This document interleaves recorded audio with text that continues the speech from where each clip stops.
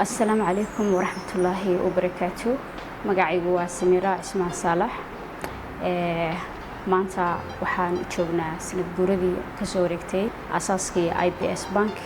waxaan bogaadinayaa ugu horeyn halwadeennada iyo hogaamiyayaasha IBS Bank. Anu waxaan ka mid ahay muddo gaadhis ah 2 sano macaamiisha IBS Bank.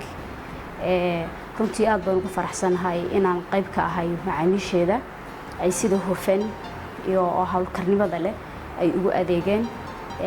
muddadii aan ka haystay kaarka Mastercard-ka waxaa jiray faa'iidooyin badan aan ka helay sida inaan ku adeegto kambaniyada caalamiga ah Alibaba iyo Shein oo kale. mararka qaar dalka dibadiisa oo kale markaan joogno waxaa aad uga faa'iidnaa in uu noo qabto shaqooyin badan oo aan kaga iibsan karno goob kasta iyo goor kasta isagoo noo shaqaynaya.